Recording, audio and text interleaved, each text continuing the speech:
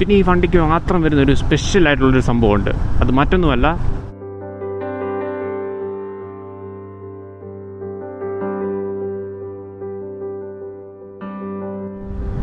Hello everyone, എല്ലാവർക്കും ഞങ്ങളുടെ ചാനലിലെ മറ്റൊരു വീഡിയോയിലേക്ക് സ്വാഗതം. ഇന്നത്തെ വീഡിയോ കുറച്ച് ഇൻട്രസ്റ്റിംഗ് ആയിരിക്കും.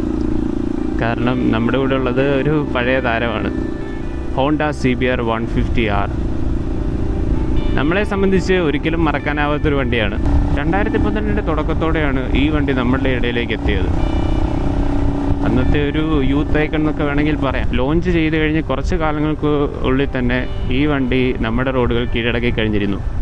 എൻ്റെയൊക്കെ ചെറുപ്പത്തിലെ റോഡിൽ കൂടെ ഓടുന്ന ഏറ്റവും വലിയ ചെത്തു ബൈക്കുകളിൽ ഒന്നാമനായിരുന്നു CBR.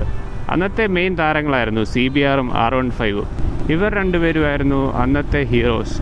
അന്ന് റോഡ് അടക്കി വാണിരുന്ന രണ്ട് രാജാക്കന്മാരാണ് ഇവർ രണ്ടുപേരും. അപ്പം നമുക്കിനി വണ്ടിയുടെ വിശേഷങ്ങളിലേക്ക് കിടക്കാം. വണ്ടിയുടെ ആദ്യം തന്നെ പറയേണ്ട കാര്യം വണ്ടിയുടെ ഡിസൈനാണ്. വണ്ടിയുടെ ഡിസൈൻ ഹോണ്ടയുടെ തന്നെ ലെജൻഡറി ബൈക്കായ VFR 1200 എന്ന് എവോൾവ് ആയ ഡിസൈനാണ്. ആ വണ്ടിയുമായിട്ട് വളരെയധികം സാമ്യതയുണ്ട് ഈ ഡിസൈനിന്. ഈ ഡിസൈൻ തന്നെയാണ് ഈ വണ്ടിയെ അന്ന് ഇറക്കിയ സമയത്ത് വളരെ അധികം ഹിറ്റാക്കാനുള്ള കാരണവും. ഈ ഒരു കാലത്ത് നിൽക്കുമ്പോൾ ഈ ഡിസൈൻ ഇച്ചിരി ഔട്ട്ഡേറ്റഡ് ആയിട്ട് തോന്നുമെങ്കിലും അന്ന് വണ്ടി ഇറങ്ങിയ സമയത്ത്, അതായത് 2012 തുടക്കത്തോടെയൊക്കെയാണ് വണ്ടി ഇറങ്ങി വന്നത്. ആ സമയത്ത് ഈ ഡിസൈൻ വളരെ പുതുമ നിറഞ്ഞ ഡിസൈനാണ്. പിന്നെ വണ്ടിയുടെ പറയേണ്ട ഏറ്റവും മെയിൻ കാര്യമാണ് വണ്ടിയുടെ ഫിറ്റ് ആൻഡ് ഫിനിഷ്. അതാണ് വണ്ടിയുടെ ഏറ്റവും മെയിൻ ആയിട്ടുള്ള കാര്യം. കാരണം ഇത്രയും നാളായിട്ടും ഈ വണ്ടിയാണെങ്കിലും 2012 മോഡലാണ്, ഈ വണ്ടിയാണെങ്കിൽ ഇപ്പോഴാണെങ്കിലും വണ്ടിയുടെ ഫിറ്റ് ആൻഡ് ഫിനിഷ് അത് വേറൊരു ലെവൽ തന്നെയാണ്. അതുപോലെ പ്രീമിയംനെസ് തോന്നിക്കുന്നുണ്ട് ഈ വണ്ടിയുടെ ഫിറ്റ് ആൻഡ് ഫിനിഷ്. പിന്നെ ഈ വണ്ടിയുടെ കംഫർട്ട്, ഇത്രയും നാളായിട്ടും ഈ വണ്ടിയുടെ കംഫർട്ടിനോട് കിടപിടിക്കുന്ന അത്രയും കംഫർട്ട് തരുന്ന വേറൊരു വണ്ടിയും ഇതുവരെ ഇറങ്ങിയിട്ടില്ല. ഈ വണ്ടിയുടെ കംഫർട്ട് അതൊന്ന് വേറെ തന്നെയാണ്. ചുരുക്കത്തിൽ പറയുവാണെങ്കിൽ one of the most comfortable performance bike, ആ ഒരു കാറ്റഗറിയിലുള്ള ബോത്ത് റൈഡറിനും പിലിയണിനും അതുപോലെ കംഫർട്ട് കൊടുക്കുന്ന വേറൊരു വണ്ടി ഇല്ലയെന്ന് തന്നെ നമുക്ക് പറയാൻ പറ്റും. പിന്നെ വണ്ടിയുടെ എൻജിൻ്റെ കാര്യം, എൻജിനും വളരെ സ്പെഷ്യലാണ്. കാരണം ആ ഒരു സമയത്ത് തന്നെ ഈ എൻജിൻ വളരെയധികം അഡ്വാൻസ്ഡ് ആയിരുന്നു. അത്യാവശ്യം നല്ലൊരു ഹൈ റവിങ് എൻജിൻ എന്ന് വേണമെങ്കിൽ പറയാം. ഇപ്പം ഈ വണ്ടിയുടെ കാര്യം പറയുവാണെങ്കിൽ അത് റെഡ് ലൈനിങ് അറ്റ് 11,500 RPM ആണ്.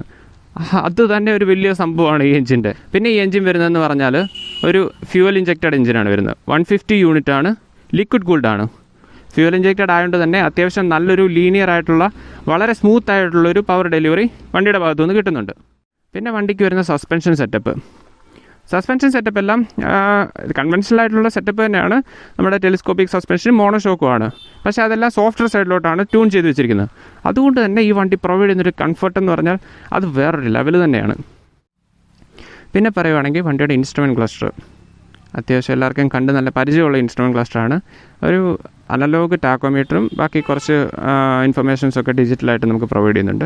എനിക്ക് ഈ ഇൻസ്ട്രുമെൻറ്റ് ക്ലസ്റ്ററിൽ ഏറ്റവും ഇഷ്ടമുള്ള കാര്യവും ഈ അനലോഗായിട്ട് കൊടുത്തേക്കുന്ന ടാക്കോമീറ്ററാണ്.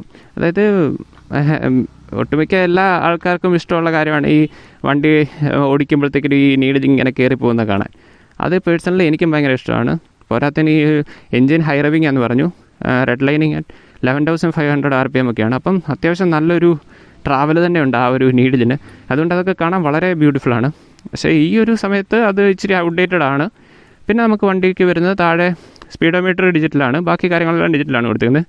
സ്പീഡോമീറ്റർ വരുന്നുണ്ട്, ഒരു ട്രിപ്പ് മീറ്റർ വരുന്നുണ്ട്, ഓഡോമീറ്റർ ഉണ്ട്, പിന്നെ ഒരു ക്ലോക്ക്, പിന്നെ ഫ്യൂൽ ഗേജ് സൈഡിൽ കൊടുത്തിട്ടുണ്ട്, ഹീറ്റ് ലെവൽ ഇൻഡിക്കേറ്ററും സൈഡിൽ കൊടുത്തിട്ടുണ്ട്. പിന്നെ കീസിൻ്റെ കാര്യം പറയുവാണെങ്കിൽ വളരെ ബേസിക് ആയിട്ടുള്ള കീസാണ്. പക്ഷേ മെയിൻ ആയിട്ടുള്ള രണ്ട് കാര്യങ്ങൾ ഈ കീ സെറ്റിൽ മിസ്സിംഗ് ആണ്. വണ്ടിക്ക് കിൽ സ്വിച്ച് കൊടുത്തിട്ടില്ല, പിന്നെ പാസ് ലൈറ്റും ഇല്ല. അത് രണ്ടും ഇപ്പം വരുന്ന എല്ലാ ബേസിക് വണ്ടിക്കും പ്രൊവൈഡ് ചെയ്യുന്ന സാധനമാണ്. അന്നും അത് ബേസിക് ആയിട്ട് കൊടുക്കുന്നുണ്ട്, പക്ഷേ ഈ വണ്ടിക്ക് അത് കൊടുത്തിട്ടില്ല. അപ്പോൾ ബാക്കി കാര്യം നമുക്ക് വണ്ടി ഓടിച്ചുകൊണ്ട് സംസാരിക്കാം.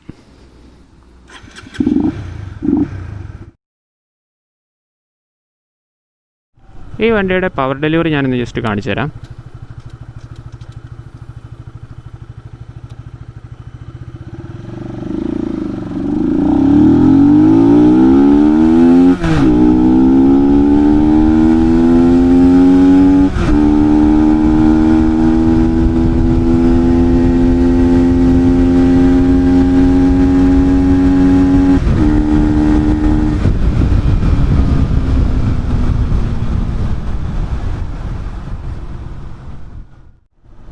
വണ്ടി അന്ന് ഇറങ്ങിയപ്പോൾ തന്നെ വണ്ടിയുടെ ഒരു എക്സ് ഷോറൂം പ്രൈസ് എന്ന് പറയുന്നത് 1,20,000 ഒക്കെ ഉണ്ടായിരുന്നു. അത് 2012 കാലഘട്ടത്തിലാണെന്ന് ഓർക്കണം. അങ്ങനെ വെച്ച് നോക്കുമ്പം വണ്ടി അന്ന് ഇച്ചിരി ഓവർ പ്രൈസ്ഡ് ആയിരുന്നു. പക്ഷേ ഈ വണ്ടി തരുന്ന ഒരു റൈഡ് ഫീല് അത് ഞാൻ പറഞ്ഞ പോലെ തന്നെ അത് വേറൊരു ലെവൽ തന്നെയാണ്. അത് ശരിക്കും വണ്ടി ഓടിച്ച് എക്സ്പീരിയൻസ് ചെയ്യേണ്ട കാര്യമാണ്. അതുപോലെ അടിപൊളിയാണ്. ഇപ്പോഴും ഇപ്പം ഇറങ്ങുന്ന വണ്ടിക്ക് പോലും ഈ വണ്ടി തരുന്ന ആ ഒരു റൈഡ് ക്വാളിറ്റി ആയിട്ട് കിടപിടിക്കാൻ പറ്റുന്നില്ലെന്ന് തന്നെ നമുക്ക് പറയണം. കാരണം ആ ഒരു സമയത്തിറങ്ങിയ വണ്ടിയാണ്. ഇപ്പോഴും ഈ വണ്ടി ഓടിക്കുമ്പം വളരെ കംഫർട്ടബിളായിട്ട് തോന്നുന്നു. അത്യാവശ്യം നല്ല സ്പോർട്ടി ആയിട്ട് തന്നെയാണ് ഇരിക്കുന്നത്. ഒത്തിരി അഗ്രസീവ് അല്ല R15 പോലൊന്നും, പക്ഷേ അത്യാവശ്യം നല്ല റിലാക്സ്ഡ് ആൻഡ് സ്പോർട്ടി ആയിട്ടൊന്ന് പറയാം. ഒത്തിരി ലീനൊന്നുമില്ല, പക്ഷേ നല്ല രസമുണ്ട് വണ്ടി ഓടിക്കാനാണെങ്കിലും. പിന്നെ റൈഡ് ക്വാളിറ്റിയുടെ കാര്യം പറയുമ്പോൾ പോലെ തന്നെയാണ് പിലിയൻ കംഫർട്ടും. സാധാരണ ഒരു പെർഫോമൻസ് കാറ്റഗറിയിലോട്ട് നോക്കുന്ന വണ്ടി എന്നൊക്കെ പറഞ്ഞാൽ റൈഡ് സോളോ എന്നൊക്കെ പറയുന്ന ഒരു മോട്ടീവോടുകൂടി മേടിക്കേണ്ട വണ്ടികളാണ്. പക്ഷേ ഈ വണ്ടി എന്ന് പറഞ്ഞാൽ റൈഡർക്ക് കിട്ടുന്ന കംഫർട്ട് പോലെ തന്നെ അത്യാവശ്യം നല്ലൊരു കംഫർട്ട് തന്നെ പ്രൊവൈഡ് ചെയ്യുന്നുണ്ട്. അത് ഈ വണ്ടിയാണേലും CBR 250R ആണേലും കംഫർട്ടിൻ്റെ കാര്യത്തിൽ അവരായിരുന്നു ടോപ്പ് കിങ്സ്. അതിപ്പോഴും ആരും റീപ്ലേസ് ചെയ്തിട്ടില്ല. കൂടെ മത്സരിച്ച യമഹ R15 V2ഉം V3ഉം ഒക്കെ വന്നു. പാവം ഹോണ്ട മാത്രം അവർക്ക് സ്റ്റിക്കറും കളറും മാറ്റി ഈ വണ്ടി പിന്നെ ഇറക്കിക്കൊണ്ടിരുന്നു. അതുകൊണ്ടായിരിക്കണം 2017 അവസാനത്തോടെ ഈ വണ്ടി ഹോണ്ടയ്ക്ക് തിരിച്ചു വിളിക്കേണ്ടി വന്നത്. കാരണം മറ്റൊന്നുമല്ല, വണ്ടി സ്ലൈറ്റ്ലി ഓവർ പ്രൈസ്ഡ് ആയിരുന്നു. പോരാത്തതിന് ആ സമയത്ത് സെയിൽസ് വളരെ കുറവായിരുന്നു. പിന്നെ നമുക്കെല്ലാവർക്കും അറിയാമല്ലോ പുലി പതുങ്ങുന്നത് എന്തിനാണെന്ന്. അതുപോലൊരു കുതിപ്പും പ്രതീക്ഷിച്ച് നമ്മൾ വർഷങ്ങളായി പുതിയൊരു CBR 150ക്ക് വേണ്ടി വെയിറ്റ് ചെയ്തിരിക്കുകയാണ്.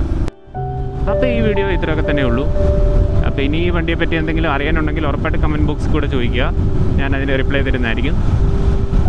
പിന്നെ ആസ് യൂഷ്വൽ നിങ്ങൾക്ക് വീഡിയോ ഇഷ്ടപ്പെട്ടെങ്കിൽ ലൈക്ക് ചെയ്യുക, ഇഷ്ടപ്പെട്ടില്ലെങ്കിൽ ഡിസ്ലൈക്ക് ചെയ്യുക. ഞങ്ങളുടെ ചാനൽ ഉറപ്പായിട്ടും സബ്സ്ക്രൈബ് ചെയ്യുക. അപ്പം മറ്റൊരു വീഡിയോയുമായി ഞാൻ നിങ്ങളുടെ മുമ്പിലേക്ക് വരുന്നവിടം വരെ I am Jerry signing off.